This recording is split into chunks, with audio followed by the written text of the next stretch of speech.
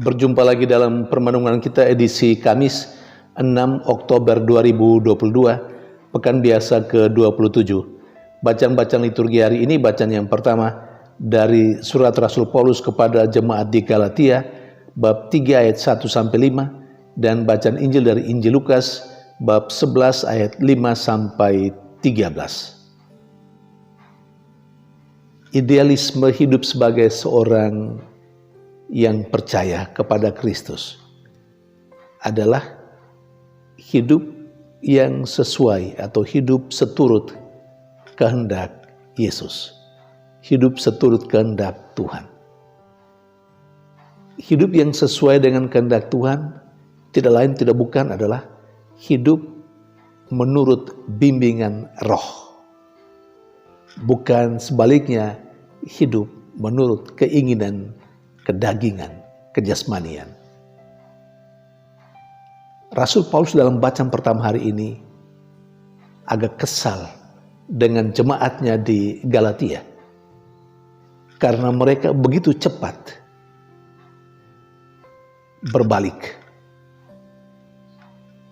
dari Kristus, atau dalam bahasa bacaan pertama hari ini dia kesal karena mereka hidup menurut kedagingan mereka, hidup menurut kehendak jasmanian mereka. Itu yang membuat Rasul Paulus kesal dan agaknya marah, sampai mempertanyakan mengapa mereka yang sudah menerima roh Tuhan lalu pada akhirnya hidup dalam kedagingan. Saudari dan saudara yang terkasih,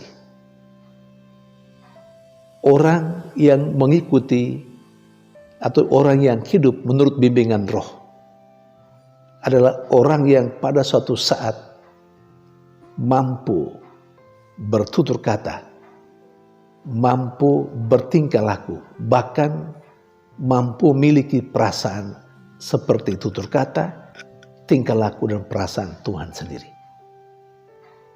Dan ini menjadi sangat penting. Karena apa? Kehadiran orang yang percaya, kehadiran saya dan Anda, kehadiran kita semua harus menjadi tanda kehadiran Tuhan bagi orang-orang yang ada di sekitar kita, yang membutuhkan pertolongan kita, sama seperti Tuhan yang selalu menolong dan membantu manusia. Demikian juga ketika kita hidup dalam roh dan ketika kita hidup seperti Tuhan sendiri, maka kita akan mampu berbuat banyak hal yang baik untuk orang-orang yang ada di sekitar kita. Orang akan mengalami Tuhan yang hadir di tengah mereka, Tuhan yang menolong mereka melalui kita. Saudari dan saudara yang terkasih, ternyata apa yang kita jalani ketika kita menjalaninya menurut kedagingan kita, itu berpengaruh juga pada apa yang kita doakan, apa yang kita minta dalam doa-doa kita. Bacaan Injil hari ini berbicara tentang doa yang selalu dikabulkan. Tetapi pertanyaannya, doa yang seperti apa?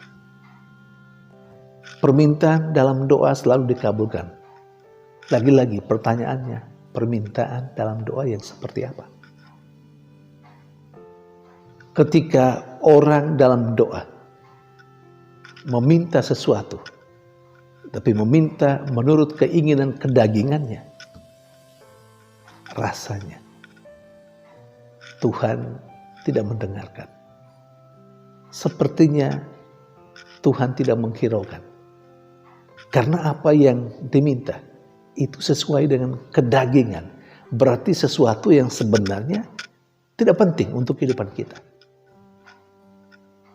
Tetapi ketika orang meminta sesuai dengan keinginan roh, maka sudah otomatis apa yang menjadi keinginan roh itu sama dengan kehendak Tuhan sendiri.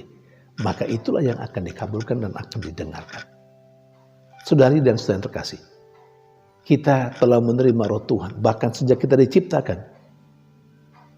Dan ketika kita dibaptis, kita diciptakan secara baru, kita menerima roh Tuhan.